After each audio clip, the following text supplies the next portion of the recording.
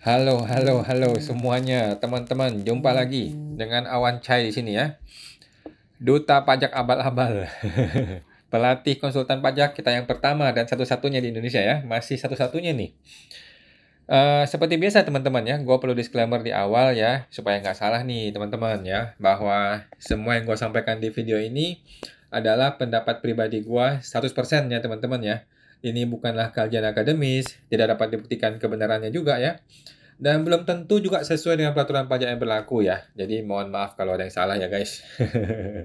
Nah, walaupun gua seorang konsultan pajak yang profesional yang resmi ya teman-teman ya. Tetapi isi video ini bukanlah saran profesional konsultan pajak buat teman-teman semua ya.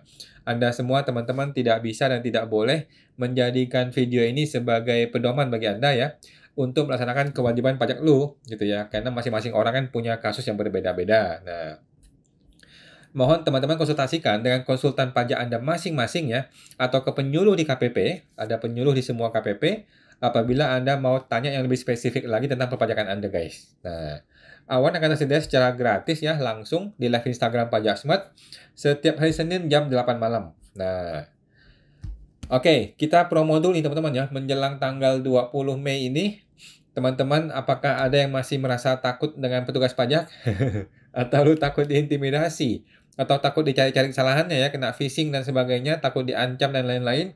Nah, kalau teman-teman masih ada ketakutan itu ya, teman-teman mungkin cocok ikut ke pelatihan PSTP gua guys. Nah, program siapatakutpajak.com ini ya akan bantu teman-teman untuk menghadapi petugas pajak, siap menghadapi surat SP2DK, pemeriksaan, bahkan hingga siap melawan oknum pejabat pajak teman-teman ya.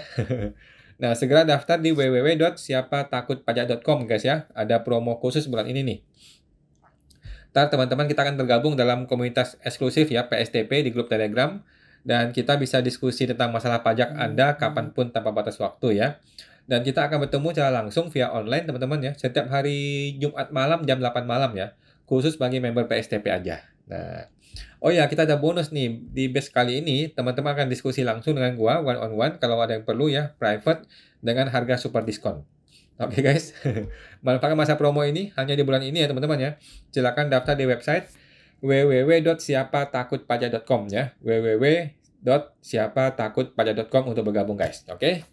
Oke, sebelum kita mulai tanya jawab diskusi ya, gua akan bacakan dulu sebuah berita yang luar biasa teman-teman ya. Tanggal 19 Mei kemarin hari Minggu ada berita dari DDTC seperti biasa ya. ddtcnews.co.id adalah portal berita yang paling terpercaya ya di Indonesia. Jadi judulnya. Ini PMK 28 tahun 2024. PMK baru nih. Oh, PMK baru kayaknya ya. PMK 28 tahun 2024. Manfaatkan tax holiday di IKN, teman-teman. WP harus diperiksa terlebih dahulu. Gue baru baca aja kaget ya. Ngapain dia kasih tax holiday, tetapi orang harus diperiksa dulu? Kan bodoh ini peraturannya ya. TOLOL ini namanya gitu. Ngapain orang orang dikasih duit tapi masih telanjang dulu, kan bodoh gitu ya. Ngapain lo mau kasih tax holiday ke orang tetapi harus diperiksa dulu? Kok nggak ada kerjaan ini orang-orang bikin aturan ini ya? Tapi kita baca teman-teman ya, kita baca ya supaya nggak salah ya. Nah, pemerintah akan melakukan pemeriksaan lapangan terlebih dahulu kepada wajib pajak penerima tax holiday di ibu kota Nusantara ya, sebelum fasilitas tersebut dapat dimanfaatkan. Kacau. Mula-mula, WP penerima insentif tax holiday perlu mengajukan permohonan fasilitas tax holiday melalui OSS katanya. Permohonan tersebut disampaikan setelah saat mulai berproduksi komersial. Saat mulai beroperasi komersial ialah saat pertama kali hasil produksi atau jasa dari kegiatan usaha utama dijual atau diserahkan ke pasaran dan atau digunakan sendiri untuk proses lebih lanjut katanya. Luar biasa ya. Permohonan pemanfaatan tax holiday ini melalui OSS juga harus dilengkapi dengan dokumen yang berisi daftar realisasi penanaman modal ya, berupa aktiva tetap berwujud beserta gambar tata letaknya. Jadi lu mesti invest di IKN ya, berupa tanah kayaknya, tanah atau bangunan gitu dah. WP harus melampirkan dokumen yang menunjukkan transaksi penjualan barang jasa dari kegiatan usaha utama ke pasaran pertama kali. Atau hasil produksi jasanya dari kegiatan usaha itu pertama kali digunakan sendiri untuk proses produksi lebih lanjut. Selain harus memenuhi ketentuan itu, wajib pajak juga harus memiliki surat keterangan fiskal secara otomasi. Oke, SKF.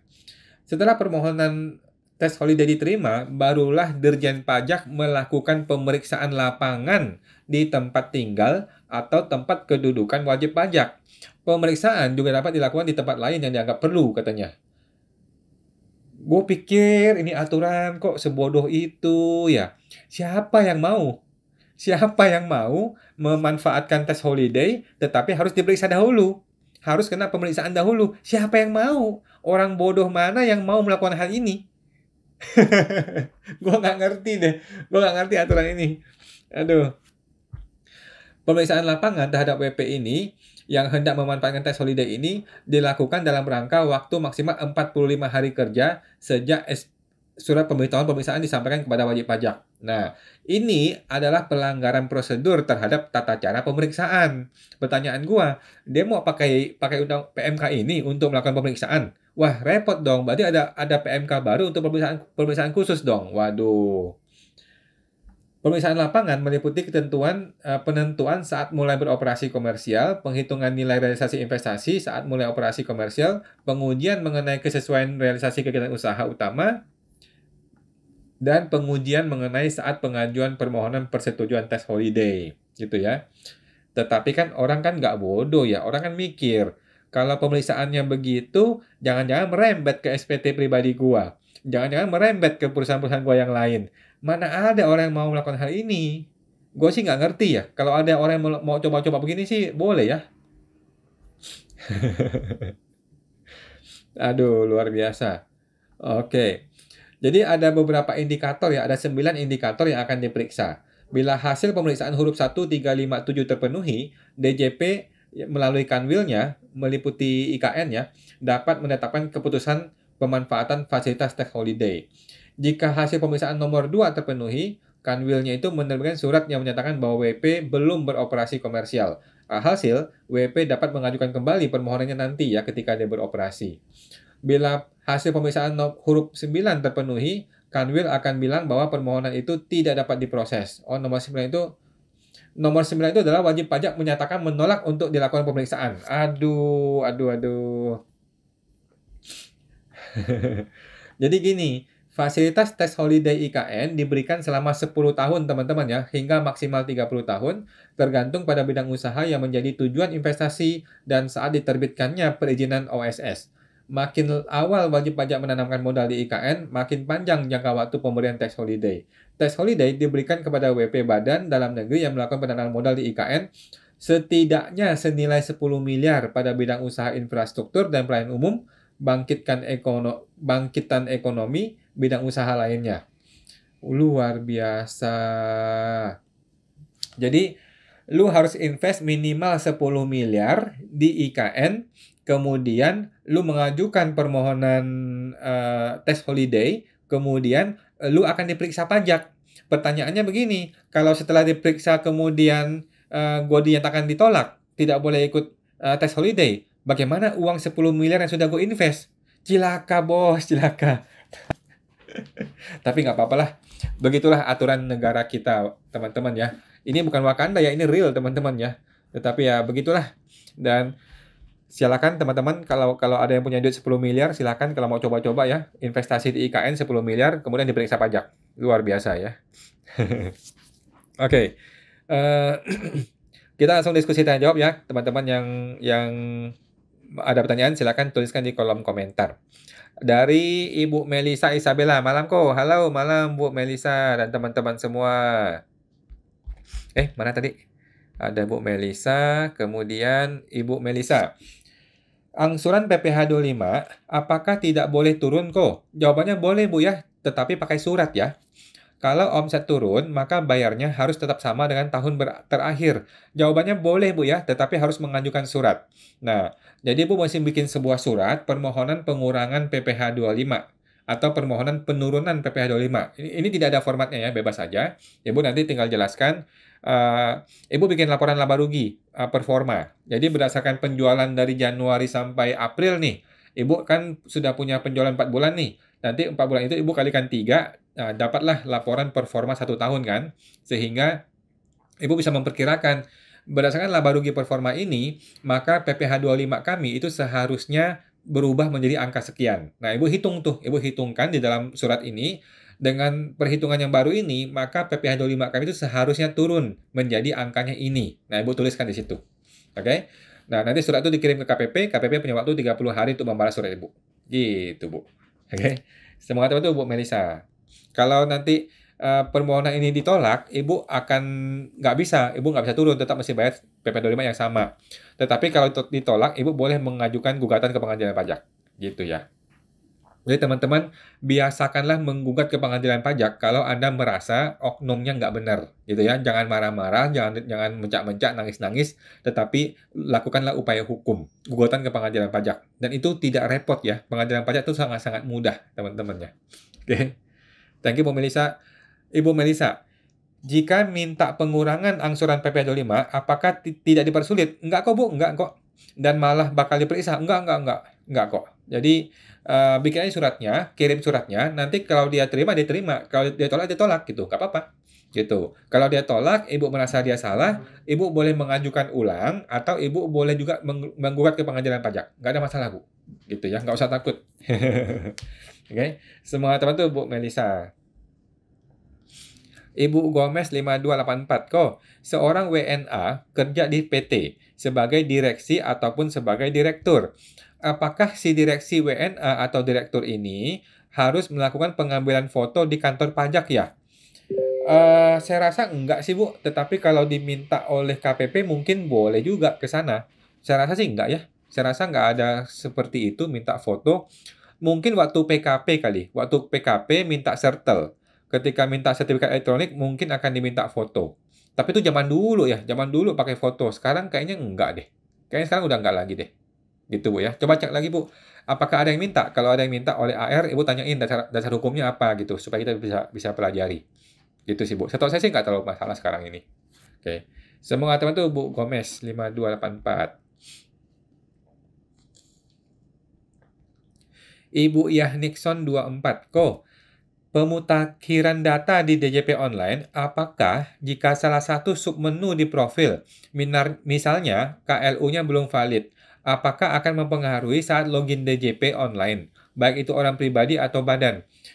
Saya rasa belum terlalu masalah sih Bu, belum terlalu masalah. Sekarang dia belum melakukan action apapun. Sekarang itu masih masa-masa untuk edukasi. Jadi dia akan teleponin orang, WA orang, tolong dong dibenerin dong ininya, profilnya gitu kan. Tetapi belum ada masalah sih, belum sampai kena blokir lah, nggak bisa masuk lah, belum ada hal seperti itu. Tetapi ke depan akan begitu Bu ya, ke depan kalau ada yang belum beres, ada yang belum diaktifasi, ada yang belum divalidkan, maka akan kemungkinan diblokir. Ketika diblokir, kita disuruh datang ke KPP. Gitu, Bu. Jadi sebaiknya segera di-update aja semua ya. Semua yang belum valid dibikin update, dibikin valid. Gitu. Semoga teman tuh Bu Yah Nixon. Ibu Melisa, Kamsiako, sama-sama Bu. Bapak Henry Awan 23. Ko, izin tanya, kalau SP2DK, kemudian kita sudah jawab, lalu pihak pajak minta ketemu. Lalu, nanti kita misalnya ditanya-tanya di luar SP2DK gimana kok? Oke, yang pertama adalah kalau dia minta ketemu, saya akan kasih 2 opsi. Opsi pertama adalah bikin surat tertulis, Pak. Nah, jadi Bapak kirim surat tertulis, saya balas dengan surat tertulis. Opsi kedua adalah boleh bertemu tetapi audio visual pakai Zoom dan saya rekam. Begitu. Oke, saya tidak kasih dia opsi untuk ketemu langsung di kantor pajak. Karena nanti akan terjadi intimidasi, akan terjadi pengancaman, akan terjadi korupsi yang kita tidak tahu. Gitu ya. Nah, jadi saya kasih 2 opsi. Bapak AR mau pakai surat tertulis atau mau perekaman audiovisual. Meeting pakai Zoom, audiovisual, dan saya rekam. Gitu. Oke, kalau dia maksa pakai ketemu, ya udah. Bapak namanya siapa sih? Nanti saya saya masukin ke pengaduan aja gitu. Minta nama lengkap dia, nomor NIK-nya berapa, kita ajukan ke ke pengaduan. Pengaduan ke Kering Pajak ya, 1.500 200 atau ke West Kemenkeu atau ke Itjen DJP juga boleh. Gitu. Oke. Nah, sekarang kalau kita ditanya di luar SP2DK gimana? Bapak langsung tegas menjawab, Pak, mohon maaf, pertanyaan Bapak tidak berhubungan dengan SP2DK. Oleh karena itu, kalau Bapak masih mau bertanya itu, Bapak bikin surat tertulis yang baru, bikin SP2DK yang baru. Oke, saya hanya akan menjawab sehubungan dengan yang ada di dalam SP2DK. Tegas, Pak. Masih berani tegas, Pak. Jangan mau dikadalin, jangan mau dibodoh-bodohin sama orang oknum ya. Gitu, Pak ya.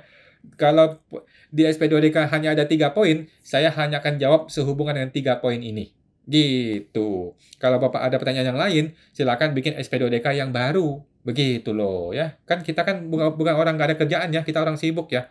Jadi saya datang ke sini untuk ngeberesin SP2DK ini, bukan untuk yang lain. Gitu. Kalau ada pertanyaan yang lain, silakan dibikin surat baru. Gitu Pak. Tegas Pak, tegas. Jangan takut-takut sama orang pajak karena mereka itu makan gaji pakai uang kita.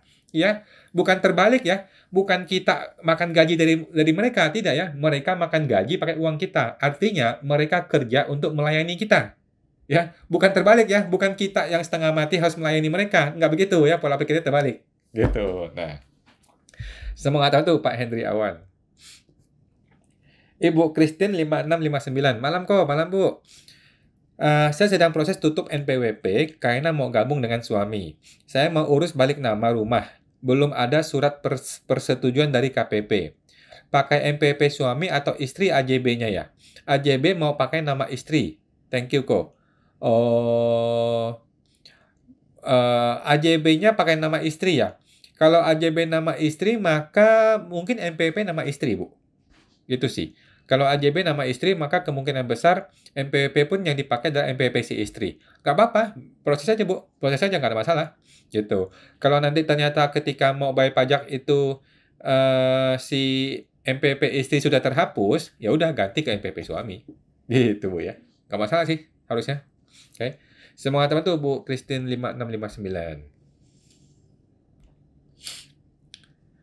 Bapak Henry Awan, kok mau tanya, misalnya ada PT yang nggak keluar biaya sewa, karena tanahnya milik pribadi si owner. Apakah itu boleh? Menurut saya boleh-boleh saja. Sudah ada perjanjian pinjam pakai. Ya sudah, nggak ada masalah, Pak. Jadi, kalau AR menagih pajak sewa, Bapak punya 2 opsi. Opsi pertama, ya udah ikutin aja, bayar pajak ya, buat bantu negara. Opsi kedua adalah Bapak lawan. Gitu, bilang, saya punya surat perjanjian kok. Saya punya surat perjanjian pinjam pakai. Gitu. Cuman kalau klien tanya saya ya, saya cenderung bilang adain sewa aja. Adain sewa itu penting, perlu juga. Kenapa? Nanti kan bisa masuk ke pribadi sebagai uang kan. Jadi si pribadi terima uang, dia bisa pakai buat belanja. Gitu. Begitu sih menurut saya. Tetapi kalau Bapak merasa, nggak mau bayar sewa ya nggak apa-apa. Kan sudah ada perjanjian pinjam pakai. Gitu Pak. Kasih aja ke AR perjanjian pinjam pakainya itu. Gitu, oke. Saya mau ngatakan tuh Pak Henry Awan. Ibu Rian C 88. Malam kok, malam Bu Rin. Saya mau tanya, misalnya suami istri punya MPP-nya masing-masing. Suami punya usaha, sementara istri bekerja dengan suami ya dengan menerima gaji. Penghasilan yang diterima oleh istri masuk di mana? Jawabannya adalah masuk ke SPT si istri, Bu. Ya, penghasilan yang diterima istri masuk ke SPT si istri yang dia sendiri, si istri itu sendiri kan dia punya MPP terpisah ya. Karena dia punya MPP sendiri, maka penghasilannya dia itu masuk ke MPP dia sendiri. Gitu. Berhubung suaminya usaha, maka tidak perlu ada penggabungan. Tetapi kalau suami juga bekerja, maka perlu isi formulir PHMT di halaman induk ya. Nanti ada formulir PHMT kalau kliknya MT atau PH. Nah, tetapi karena suaminya usaha, maka tidak pengaruh. Gitu sih Bu ya. Nah, semoga teman tuh Bu Rinci 88. Bapak Eka Putra 29. Ko, jika perusahaan PTA penjualannya dialihkan ke PTB, apakah ada aturan khusus pajaknya Ko?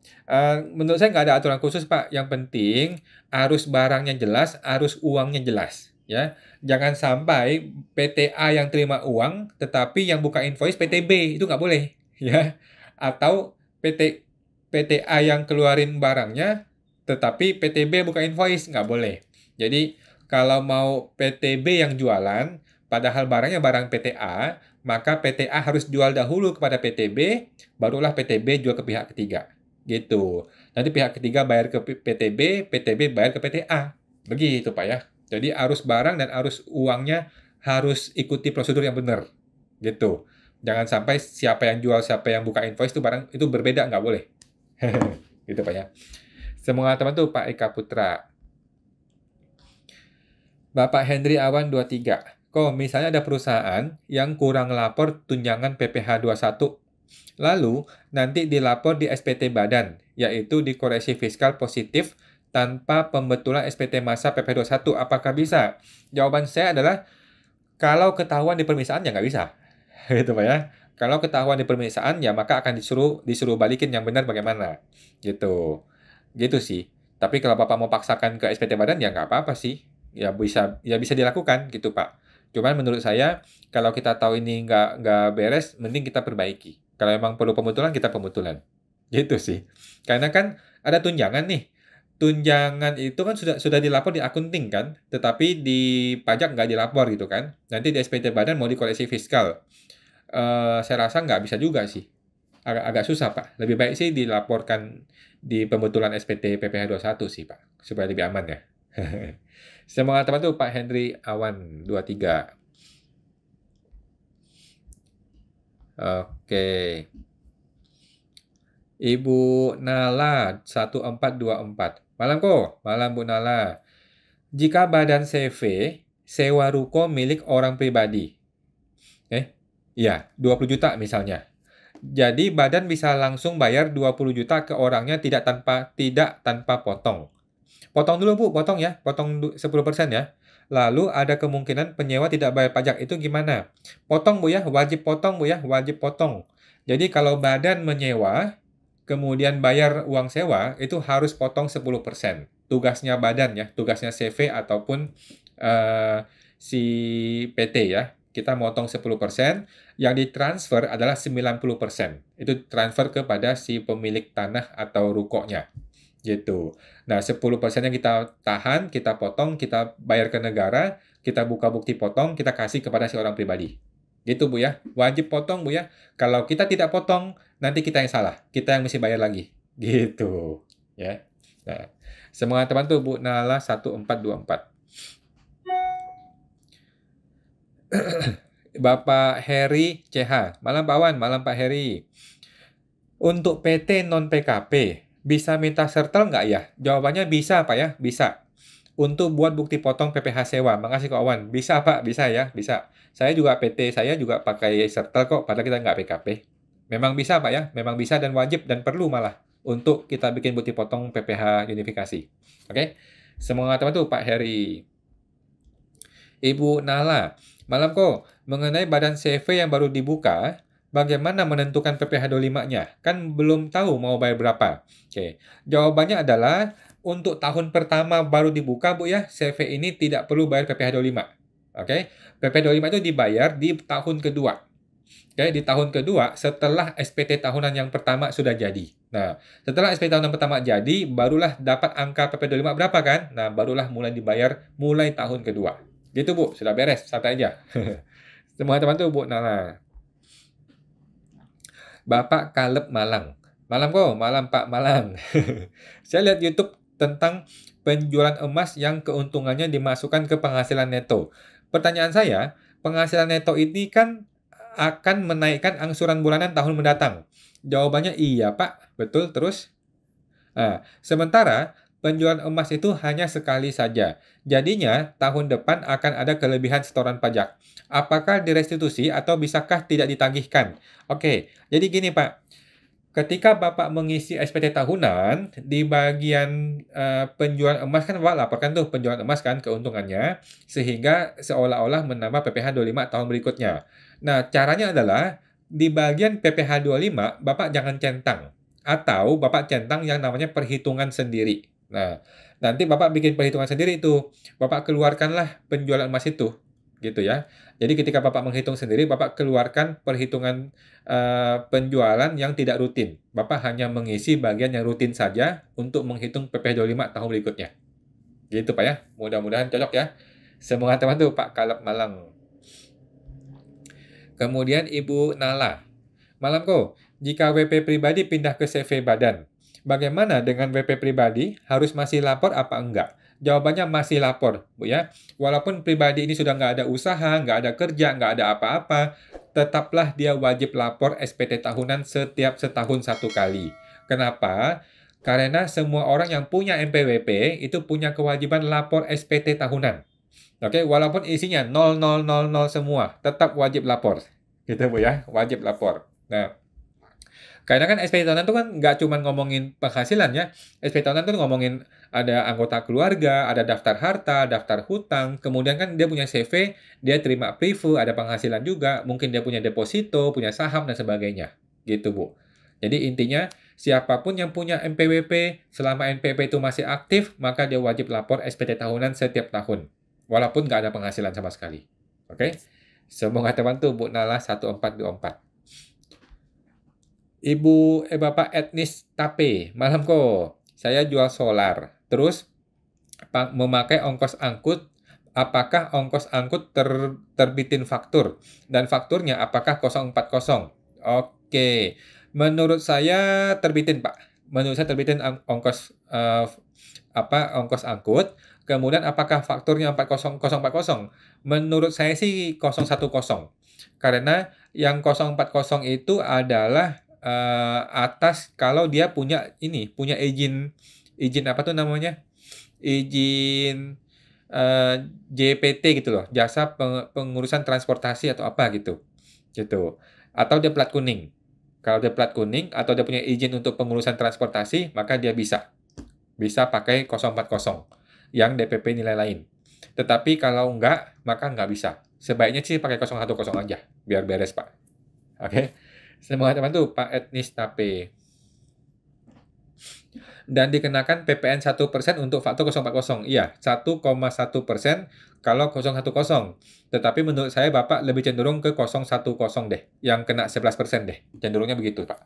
Karena Bapak tidak punya izin transportasi. Kayaknya gitu ya.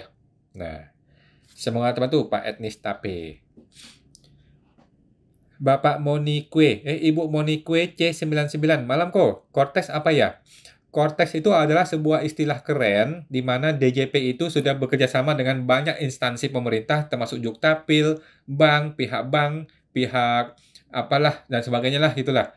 Di mana semua data-data kita itu akan terkumpul di database-nya pajak sehingga pajak itu bisa lebih mudah dapat data mengenai transaksi kita. Gitu, Bu. Gitu ya.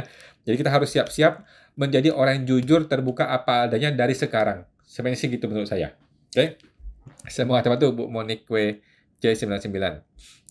Bapak Eka Putra 29. Kok Awan, jika PTA penjualan dialihkan ke PTB, apakah ada aturan khusus pajaknya? Oh, tadi sudah Pak ya? Tadi sudah. Intinya sih nggak ada aturan khusus, cuman jangan sampai si A yang jualan tetapi yang buka invoice PTB. Jangan begitu ya. Jadi kalau barangnya si A, maka si A jual dahulu kepada BTB, kemudian PTB baru jual ke pihak ketiga. Gitu Pak. Thank you Pak Eka. Ibu Nala 1424, malam kok. Jika sebelumnya sudah ada CV lama yang PKP, lalu bikin CV baru PKP lagi. Apakah susunan pengurusnya sama dengan CV lama masih boleh atau harus beda? Jawabannya boleh. Boleh ya Bu Nala ya. Jadi negara tidak akan mencegah orang untuk membuka usaha sebesar-besarnya, sebanyak-banyaknya suka-suka kita. Nggak ada masalah. Ya, yang penting laporannya rutin, bayar pajak yang benar gitu, Pak. Bu. Semoga teman tuh, Bu Nala. Bapak Made Bagus. Kok kalau tanah masih atas nama almarhum nenek atau orang tua, sudah terlanjur dilaporkan sebagai warisan di SPT OP. Apa perlu diralat dengan dilakukan pembetulan karena belum dibuatkan akte waris? Terima kasih kok. Nggak perlu pembetulan, Pak. Nggak perlu pembetulan. Jadi, SPT sudah betul, Pak. Yang mesti Bapak lakukan adalah membuat akte waris, gitu ya. Membuat surat warisan, gitu. Jadi, kalau akte warisnya dibikin sekarang, apakah salah? Ya nggak salah, nggak apa-apa juga. Gitu sih, Pak. Nggak masalah sih. Jadi menurut saya nggak ada masalah. Intinya ini adalah barang warisan. Itu aja yang pasti. Buktinya apa? Buktinya akte waris gitu. Walaupun akte waris yang baru dibikin 2024, ya nggak apa-apa juga. Kan orang sudah meninggal kemarin dulu gitu. Jadi tidak perlu ngubah SPT, Pak. SPT sudah betul. Nah, semangat teman-teman Pak Made Bagus. Bapak Maestroal, kok mau tanya, PTP pakai alamat rumah pribadi saya. Apakah di laporan keuangan harus ada biaya sewa kantor? Enggak sih, enggak harus. Kayak saya nih, kan saya PTP. Di PTP saya itu pakai alamat rumah saya di sini, di apartemen ini. Nah, apakah saya bayar sewa? Enggak, saya nggak bayar sewa. Gitu. Dan saya rasa nggak ada masalah. Semua teman tuh, Pak Maestro.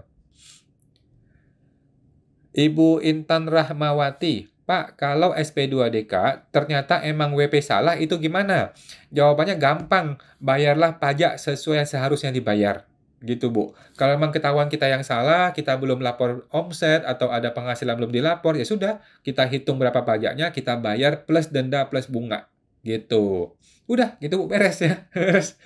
Bayarlah pajak yang harus kita bayar. Kalau memang kita belum bayar, ya kita bayar.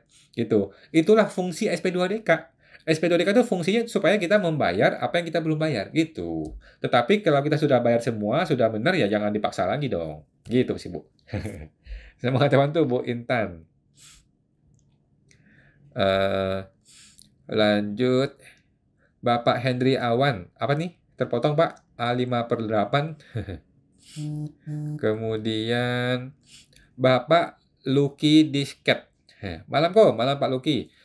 Perusahaan bergerak di bidang jasa dan pengadaan ke dinas. Apakah bisa di SPT tahunan tidak melampirkan perhitungan kredit pajak untuk tahun berikutnya? Karena proyek dengan dinas tersebut belum rutin. Jawabannya gini, Pak. Bapak tetap mesti bikin perhitungan. Oke? Bapak tetap mesti bikin perhitungan, tetapi untuk yang itu Bapak keluarkan. Bapak tidak hitung. Gitu loh. Oke? Jadi untuk kredit pajak yang tidak rutin itu tetap Bapak keluarkan. Gitu. Itu alasannya ya. Bisa sih, tetap bikin perhitungan, Pak. Kalau Bapak nggak bikin perhitungan, Bapak nggak ada dasarnya. Nanti apa dasarnya Bapak kalau mau nurunin atau nggak mau bayar, kan nggak ada dasarnya. Gitu, Pak. Tetap bikin perhitungan aja, supaya Bapak bisa kasih alasan kenapa yang itu mau dikeluarkan. Kasih keterangan gitu ya, bahwa ini tidak rutin, gitu, kalau bisa. Oke, Pak? Semoga teman tuh, Pak Lucky Disket. Bapak Henry Awan. Kok, maaf, kebanyakan oknum pajak seperti itu ya. Kalau misalnya kekeh minta ketemu langsung akan terjadi intimidasi. Oh, belum tentu ya. Siapa tahu dia mau kenalan. Siapa tahu dia naksir sama Bapak kan. Mungkin orang ganteng nih, boleh nih gue mau kenalan gitu kan. Nah, mungkin ibu-ibu gitu kan, kita nggak tahu kan. Gitu Pak ya. Soalnya pihak KKP, kita datang ke sana, mohon infonya kok. Oh, nggak apa-apa Pak, nggak apa-apa kok. Saya bukan menolak ya, maksud saya, kalau saya tipe orangnya, gue malas keluar rumah. Gue malas keluar rumah, dan gue lebih suka transparan. Jadi, kalau dia minta ketemu, saya cenderung tidak mau. Cenderung saya lebih senang pakai surat resmi, atau saya pakai audiovisual di Zoom, kemudian saya minta rekam. Gitu. Karena saya pernah mengalami itu, diintimidasi, diancam, diomel-omel juga pernah, begitu Pak ya. Tapi kalau Bapak belum mengalami itu, berarti Bapak ini AR-nya bagus Pak, orang pajaknya bagus, nggak ada masalah Pak, boleh kok datang, nggak boleh boleh ya, bukan berarti nggak boleh, gitu. Cuman kalau saya lebih suka pakai duduk di rumah aja, pakai komputer, bisa online gitu. Gitu sih Pak. Oke, semua tuh Pak Henry. Silakan Pak, kalau mau ketemu Mas santai-santai aja. AR yang baik juga banyak Pak, banyak sekali AR yang baik ya. Bapak Nala, malam kok. Untuk CV baru PKP, beli barang karena toko baru. Tapi belum dijual selama 3 bulan. Oke, itu bisa jadi tanda tanya nggak ya? Oh, nggak Bu, santai aja. Kenapa bisa ada pembelian tapi tidak ada penjualan dalam beberapa bulan? Ya nggak apa-apa Bu, nggak ada masalah, nggak masalah. Jadi teman-teman wajib pajak tidak perlu terlalu ketakutan. Tidak perlu terlalu apa istilahnya ya? Orang yang dikit-dikit takut gitu loh. Jangan gitu, Bu, nggak usah khawatir. Kalau memang kita belum jualan, ya nggak jualan gitu. Masa kita mesti lapor jualan padahal kita nggak jualan, kan nggak bisa gitu. Ya, jadi nggak usah khawatir Bu. Jadilah orang yang benar, jadilah orang jujur. Kalau memang jujur ini terlihat tidak wajar, ya nggak ada masalah, nggak ada masalah, gitu kan? Itu Bu. Jadi nggak usah khawatir. Eh, apakah orang yang beli itu harus jualan besok? Ya bisa iya, bisa enggak. Apakah orang yang beli itu harus jualan dalam waktu 3 bulan? Bisa iya, bisa enggak. Apakah orang yang beli itu harus jualan dalam waktu setahun? Bisa iya, bisa enggak. Gitu loh. Banyak loh orang beli barang tapi nggak kejual setahun kemudian. Banyak loh. Gitu, Bu. Jadi nggak usah khawatir. Kalau sudah jujur, Ibu nggak usah khawatir. Gitu ya. Ikuti kondisi sebenarnya, Bu. Nah, semoga teman tuh Bu Nala 1424. Bapak Heri CH. Makasih kawan informasinya. Sama-sama Pak Heri. Bapak Bapak Omelet Teu Ungu. Kok kalau UMKM perorangan maupun CV, omsetnya 4,7 miliar. Apakah bisa dipaksa menjadi PKP secara jabatan? Nggak bisa dong, nggak bisa. PKP jabatan itu kalau di atas 4,7 miliar. Gitu ya, 4,8 ya. Di atas 4,8 M, itu baru PKP jabatan. Kalau di bawah 4,8, walaupun 4,799, ya nggak juga. Nggak akan jadi PKP. Oke? Semua teman tuh, Pak Omelet Teunggu. Ibu Nala, kok kalau toko non-PKP sewa ke pribadi lainnya, itu biasanya nggak ada bukti potong atau harus tetap ada? Jawabannya tetap ada, Pak ya. Tak ada ya. Jadi mau PKP ataupun bukan PKP itu nggak ada hubungannya. Bukti potong tetap harus dibikin ketika dia menyewa. Ya, si PT ini menyewa. Tokonya ini PT atau pribadi, Pak? Nah, pokoknya kalau badan menyewa, maka badan ini harus potong 10% PPh final. Kalau orang pribadi yang menyewa, maka tidak perlu. Tidak perlu potong. Karena orang pribadi kan bukan pemotong. Gitu, Bu. Pak ya. Bu Nala ya. Intinya, siapa yang membayar? Siapa yang menyewa? Nah, kalau yang menyewa atau membayar ini adalah badan, maka badan ini wajib memotong ya. CV, PT, PTP, ini wajib memotong PPh final 10% kalau dia menyewa. Terserah orang sana tuh yang punya properti itu mau pribadi, mau badan, mau apapun, nggak penting. Yang penting kalau kita yang menyewa, kita ini badan, maka kita potong 10%. Kita transfer 90%. Gitu. Tetapi kalau orang pribadi yang menyewa, maka tidak perlu potong. Biasanya sih gitu. Oke. Semua teman tuh Bu Nala 1424. Itu PPh, Bu ya, bukan PPN ya. Jadi nggak ada hubungan dengan PKP. Bapak Ibu Rusmini Iskandar, terpotong, Bu? Kemudian Bapak Made Bagus. Kok kalau kita jual aset selain bangunan atau tanah, misalnya mobil nih atau sepeda, bila ada keuntungan apa kena pajak? Jawabannya kena dong. Dan bila rugi, gimana cara lapor di SPT 1770 orang pribadi?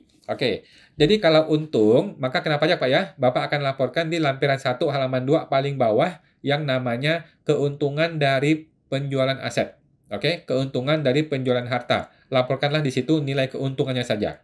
Oke, kemudian gimana cara lapor SPT orang pribadi? Kalau rugi ya, kalau rugi maka Bapak tidak usah melapor kemana-mana. Bapak cukup update di bagian harta aja. Kan di bagian harta kan mobilnya hilang. Mobilnya hilang, maka akan masuk barang baru yang namanya tabungan lah, atau rekening lah, atau barang baru. Gitu Pak ya. Nah, semoga teman tuh Pak Made Bagus. Nah, Bapak Rusmini Iskandar. Malam kok, malam Pak Rusmini, Ibu Rusmini. UMKM final 0,5%, wajib ada laporan keuangan kah? Nah, kalau dia itu orang pribadi, Bu, maka tidak wajib laporan keuangan. Dia boleh memilih mau pencatatan atau pembukuan. Kalau orang pribadi ya. Kalau dia badan, maka dia wajib pembukuan. Oke? Mau dia pakai final 0,5% ataupun tidak final 0,5% ataupun apapun. Pokoknya kalau badan, mau dia CV, PT, PTP, koperasi, yayasan atau apapun, dia wajib pembukuan.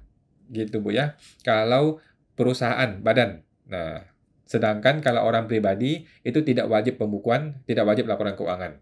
Nah, kalau PT atau badan itu wajib laporan keuangan apapun kondisinya. Mau dia final, mau dia non-final, nggak pengaruh. Oke? Semoga teman tuh Bu Rusmini Iskandar. Ibu Nala 1424. Kok mengenai CV baru? Katanya tidak perlu bayar PPh 25 di tahun pertama. Betul.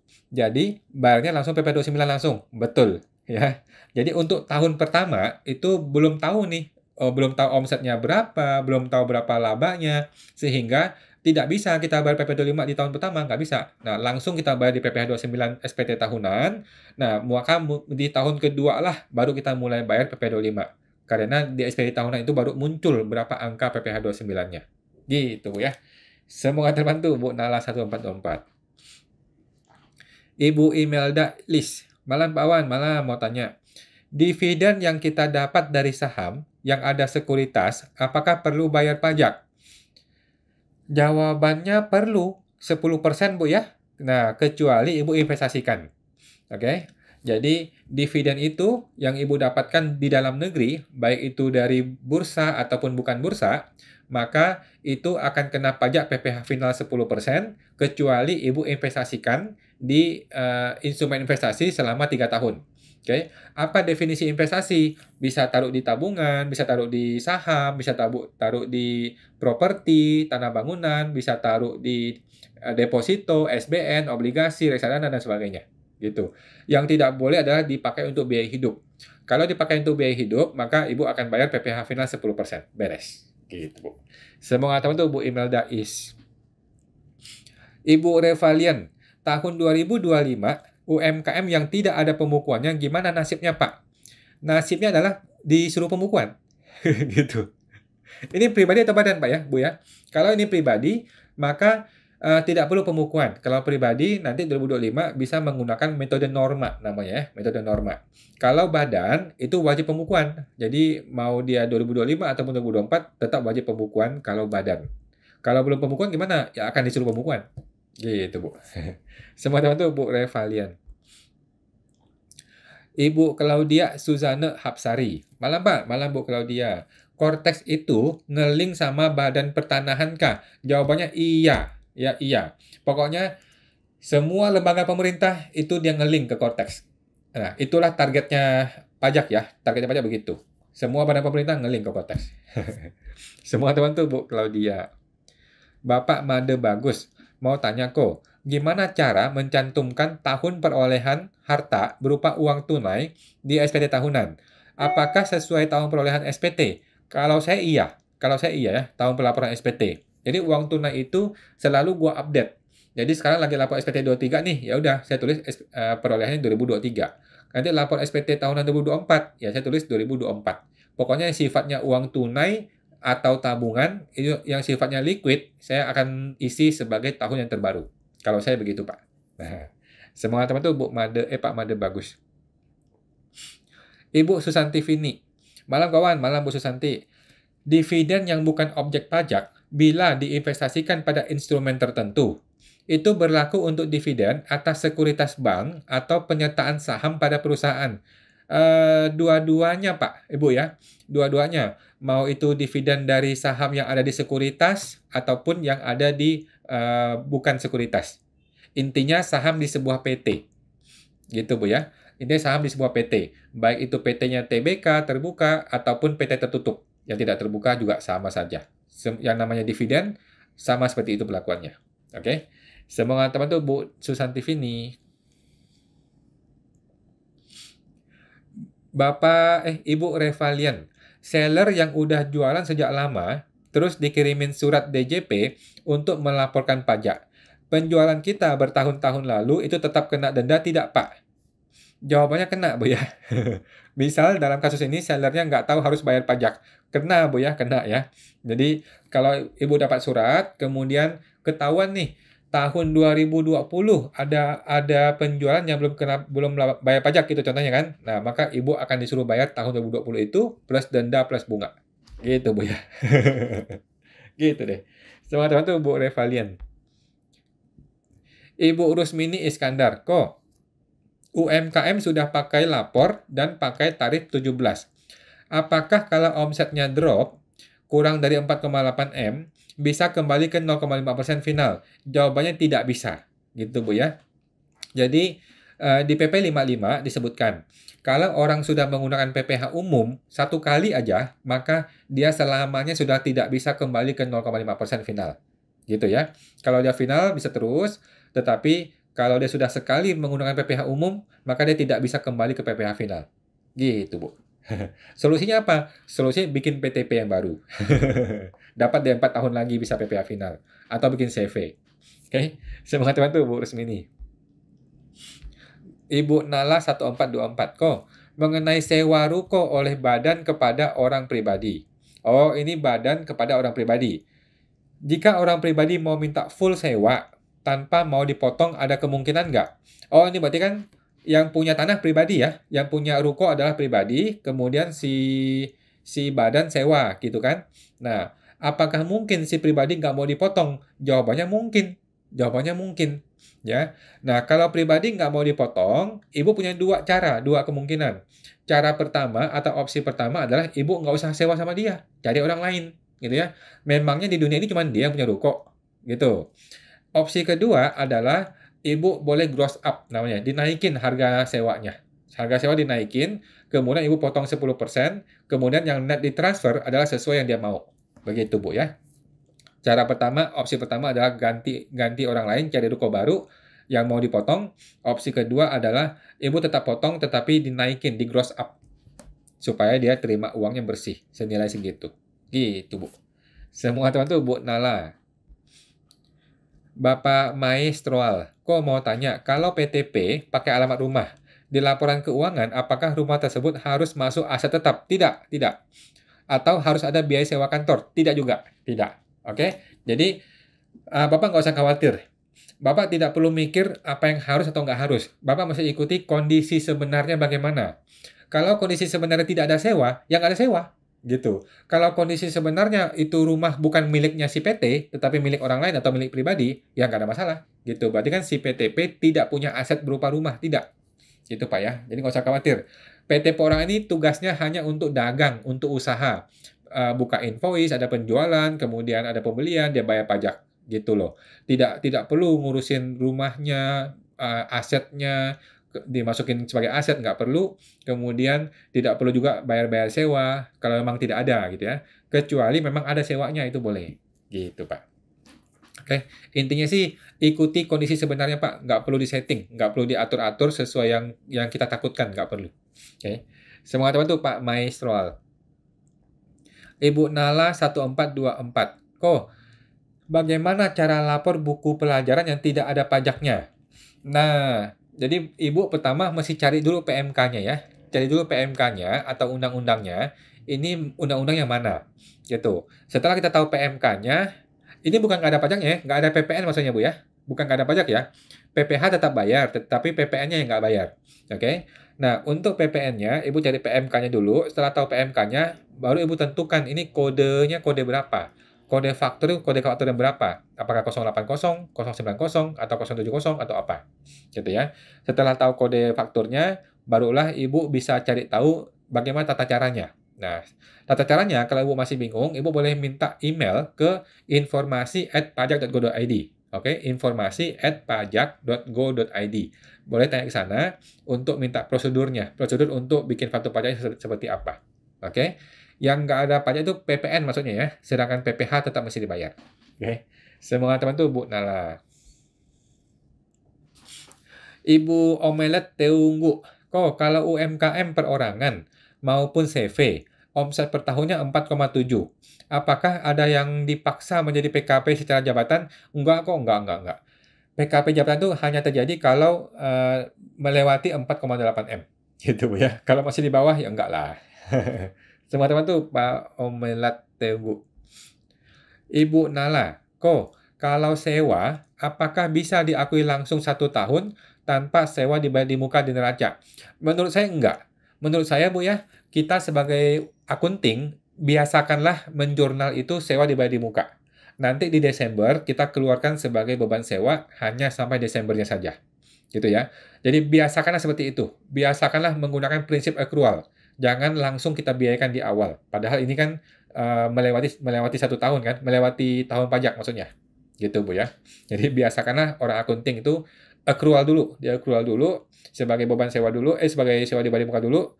Nanti di Desember baru kita pindahin ke beban sewa sebagian yang tahun ini aja. Gitu Bu. Semangat teman tuh Bu Nala. Bapak Omelet Neunggu. Kok kalau dari wajib pajak pribadi mau pindahnya ke CV. Jadi apa perlu ikut info ke KPP? Oh, nggak perlu, Pak. Nggak perlu. Nggak perlu. Ngapain? Menurut saya nggak perlu ya. Banyak orang tuh terlalu khawatir. Banyak orang tuh terlalu, apa istilahnya ya? Terlalu apa ya? Kekhawatirannya terlalu berlebihan gitu, Pak ya.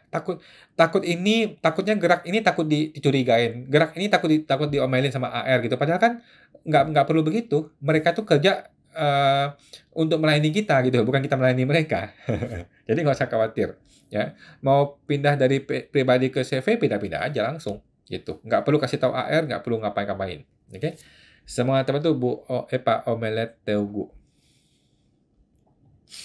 Ibu Monique C99. Kok kalau jual barang rugi karena dus rusak. Jadi bagaimana? Nggak ada masalah, Bu. Nggak ada masalah. Ibu tinggal buka invoice dengan harga yang rugi ini. Gitu. Kan kadang-kadang kita untung, kadang-kadang kita rugi kan. Nggak ada masalah. Oke? Semoga teman-teman tuh Bu Monique 99.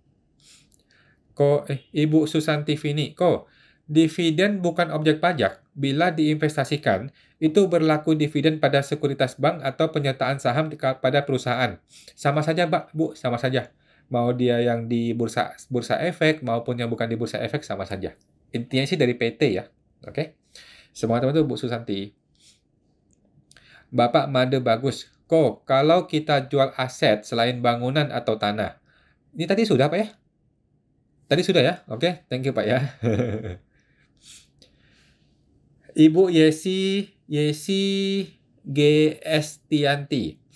Kalau kita mau ganti masa saat pengkreditan faktur pajak masukan yang sudah berhasil diupload bagaimana ya? Oke, menurut saya tidak perlu ganti Bu. Menurut saya nggak perlu ganti. Coba Ibu otak-atik di e-fakturnya, kalau bisa coba. Tetapi menurut saya tidak perlu diganti. Buat apa Ibu mengganti pengkreditannya? Nggak perlu. Jadi kalau memang dia sudah muncul di bulan Februari gitu ya, untuk pajak masukan Februari, ya udah langsung dikreditkan untuk masa Februari aja langsung. Kan nanti kalau memang LB boleh dikompensasi ke bulan berikutnya, nggak ada masalah kan? Gitu. Jadi menurut saya sekarang sudah tidak perlu lagi kita men-setting PPN masukan tuh untuk kita alihkan kemana tuh udah nggak perlu. Langsung diambil semua aja, langsung diambil semua, langsung dikreditkan pada bulan tersebut. Gitu Bu. Kalau ada LB kita bisa kompensasi ke bulan berikutnya. Menurut saya gitu ya. Oke. Semangat teman tuh Bu Yesi. Bapak Oki HBSM. Kenapa saya tidak bisa pembetulan SPT Badan 2023? Mestinya bisa, Pak. Mestinya bisa ya. Coba dicek. Apa keterangannya, Pak? Keterangannya apa? Nggak bisa itu gara-gara apa? Semestinya bisa sih. Nggak ada masalah seharusnya ya. Oke. Semua teman tuh, Pak Oki.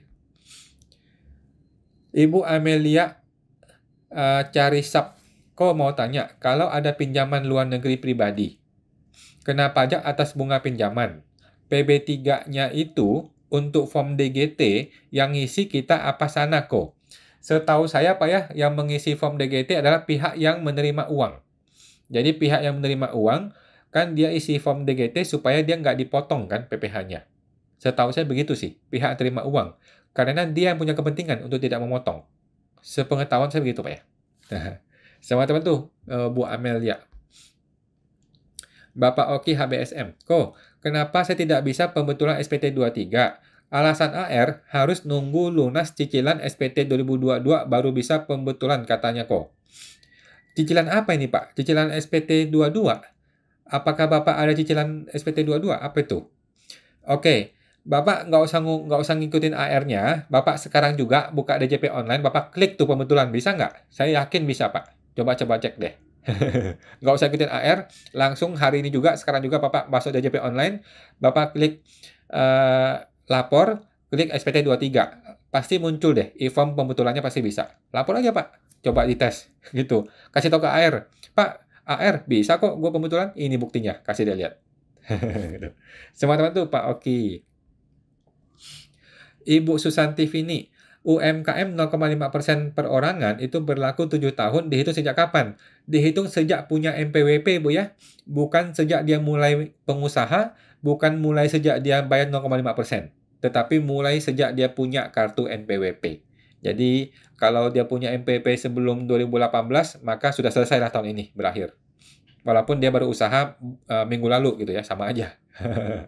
Semua teman tuh Bu Susanti Vini.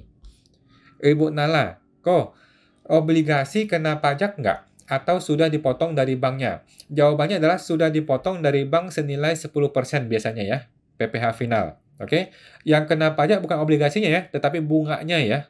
Nah, yang kena pajak adalah bunga obligasi. Itu kena PPh final 10%. Biasanya begitu, sudah dipotong oleh bank. Biasanya begitu. Oke, semoga teman-teman tuh Bu Nala. Bapak Made Bagus. Kalau jual aset mobil dan untung, gimana cara bayar pajaknya? Oke, caranya adalah Bapak hitung dulu berapa untungnya. Oke, untungnya itu Bapak masukkan di lampiran 1 halaman 2 di SPT tahunan orang pribadi yang 1770 polos. Oke, lampiran 1 halaman 2 paling bawah ada yang namanya penghasilan dalam negeri lainnya, kemudian ada tulisan yang namanya keuntungan dari penjualan harta. Nah, masukinlah ke situ, Pak. Nilai keuntungannya saja. Nanti ini akan otomatis dihitung oleh sistem. Oke, sistem e-form ini akan menghitung berapa pajak yang masih Bapak bayar. Gitu, Pak. Kalau masih di bawah PTKP, nggak usah bayar pajak. Oke. Bisa mengatakan tuh Pak Made bagus. Luar biasa nih ya, jual mobil bisa untung ya. Jarang-jarang ada orang jual mobil bisa untung. Oke. Ibu Nala, kok mengenai beli mata uang asing kena pajak? Eh, Kena pajak itu hanya kalau ada untungnya, Bu.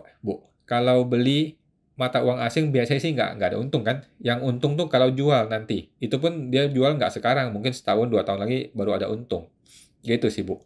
Jadi, nggak ada pajak untuk pembelian. Pajak itu hanya dikenain kalau ada untung saja. Nah, semoga teman tuh Bu Nala. Bapak It's Me, Mama Jo. Lebih menguntungkan mana kok? PT perorangan atau PT biasa? Kalau saya sih pakai PT perorangan. Ya, kalau saya lebih cenderung pakai PTP dan sekarang saya punya PTP, itu berlaku 4 tahun kan. Kalau PT biasa kan cuma 3 tahun, pakai 0,5%-nya. Gitu, Pak. Semoga tuh Pak Mama Jo. Ibu Susanti Vini, ada pendapat AR, katanya dividen yang bebas pajak hanya menyertakan modal di perusahaan bila diinvestasikan. Betul? Yang di sekuritas bank tidak berlaku. Apakah betul? Oh, enggak sih. Setahu saya sama aja. Maksud Ibu tuh sekuritas bank tuh sekuritas saham kan ya? Kalau sekuritas saham sama aja, sama. Itu berlaku juga ya. Yang penting dividennya berasal dari PT, bukan dari CV, bukan dari yayasan, bukan dari koperasi gitu. Yang penting dari PT. PT itu sama saja ya, PT di dalam sekuritas ataupun PT yang di luar sekuritas sama saja. Menurut saya begitu. Semoga teman tuh Bu Susanti Vini. Bapak Arifin. Malam kawan, malam Pak Arifin. Mau tanya, orang pribadi di 2025 perhitungannya norma. Itu bagaimana cara hitungnya? Misal omsetnya 3M per tahun. Bagaimana cara hitungnya? Oke, omsetnya 3 miliar. Yang kita masih hitung pertama adalah berapa keuntungannya. Oke, keuntungannya itulah yang dimaksud dengan norma. Oke, kan kita kan sebagai pengusaha orang pribadi nggak tahu nih berapa untungnya kan? Nah, kita gunakanlah tabel norma namanya. Tabel norma di per 17 tahun 2015.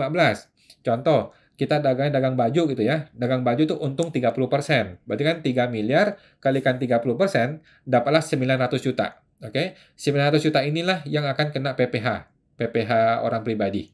Gitu. PPH itu PPH progresif ya. Ya 5%, 15, 25, 30%. Begitu, Pak. Oke. Semangat teman tuh Pak Arifin. Ibu Ningkawa. Dalam neraca, nilai restitusi yang diajukan masa Desember ditulis di Aktiva. Nama akun piutang PPN apa betul? Piutang PPN. Kalau saya Bu ya, namanya PPN dibayar di muka. Kalau saya begitu. Tetapi menurut saya nggak ada masalah. Ibu mau pakai PPN, piutang PPN juga boleh-boleh saja. Menurut saya nggak ada masalah. Ya. Jika betul, lawan akun di pasifannya apa? Hutang PPN atau apa? Oh, jadi gini Bu. Kita masih paham bagaimana munculnya PPN di badi muka ini. Bagaimana munculnya PPN di akun sebelah aset. Oke. Yang namanya PPN itu kan kita ada pembelian, ada penjualan. Kan ada PPN masukan, ada PPN keluaran. Gitu kan. PPN masukannya sebelah debit di aset, PPN keluaran di sebelah hutang. Kan biasanya gitu. Ya kan? Nah, ketika kita menghitung PPN bulanan, kan kita membalik ini. PPN keluaran kita balik ke debit, PPN masukan kita balik ke kredit. Selisihnya biasanya akan muncul sebagai hutang PPN di bagian kredit. Tetapi gara-gara PPN masukan lebih besar, maka selisih di debit, ya kan? Selisih di debit namanya PPN dibayar di muka. Begitu, Bu. Jadi tidak tepat kalau kita bertanya di kreditnya apa. Karena nggak begitu historinya. Histori munculnya selisih PPN itu adalah ketika kita mengclosing. Kita mengclosing PPN masukan dan PPN keluaran. Selisihnya itulah yang terjadi hutang PPN atau PPN dibayar di muka. Gitu Bu ya. Mudah-mudahan tangkap Bu ya. Ini akuntingnya. Semua teman tuh Bu Ningkawa. Bapak Ibu Revalian. Misal OP suami dan istri masing-masing punya usaha. Keduanya omsetnya 4 miliar per tahun. Bisa nggak bayar pajak masing-masing dengan 0,5%? Jawabannya tidak bisa ya. Atau penghasilannya digabung. Digabung ya, digabung. Oke? Yang namanya suami istri dalam rangka menghitung PKP itu digabung. Jadi hati-hati Bu ya, hati-hati. Nah, kalau suami istri nggak boleh lebih dari 4,8M itu digabung nggak boleh. Jadi tidak bisa ya, hati-hati. Kalau orang pribadi, omsetnya adalah omset gabungan. Semangat teman-teman, Bu Revalian. Kemudian Bapak Rahman Arif. Kok, misal saya kena tarif 0,5%, terus saya dapat bukti potong. Akhirnya saya lebih bayar. Apakah kena periksa? Jawabannya adalah, kalau Bapak paksakan lebih bayar, maka Bapak akan diperiksa. Oke? Nah, supaya tidak lebih bayar, maka Bapak tidak perlu mengakui yang kelebihan bayar itu. Oke? Bapak tidak perlu mengakui kelebihan bayarnya. Itu intinya. Oke? Jadi, Bapak akan bikin SPT tahunan yang statusnya nihil. Oke, SPT tahunan Bapak harus nihil atau kurang bayar. Tidak boleh LB. Kalau SPT-nya LB, maka otomatis akan diperiksa pajak. Gitu, Pak ya. Jadi, jangan bikin SPT LB, itu solusinya. Semangat teman tuh, Pak Rahman Arif. Ibu Nala 1424. Kok, kalau CV Badan PKP menjual barang secara eceran, tetapi ada diskonnya, itu bisa diakui sebagai potongan penjualan di laporan laba rugi kah? Jawabannya bisa. Bisa, Bu. Bisa ya. Memang bisa kok. Tetapi ingat ya, di faktur pajak pun Ibu akui sebagai diskon. Kalau bisa begitu. Oke? Nah, semangat teman tuh, Bu Nala. Bapak Mulyayo, kok kasus sewa ruko tadi, perusahaan potong PPh 21 atau PPh pasal 4 ayat 2? Jawabannya PPh final Pak ya, 4 ayat 2, bukan 21. 21 itu hanya untuk pegawai karyawan saja. Tetapi kalau objeknya sewa, itu pakai PPh final 4 ayat 2. Oke? Semua teman tuh Pak Mulyayo. Oke teman-teman, ini sudah lewat jam 9 ya. Kita akan tampung dulu yang belum terjawab dan akan kita jawab di video berikutnya di YouTube ya. Teman-teman tinggal follow atau subscribe YouTube kita Pajak Smart.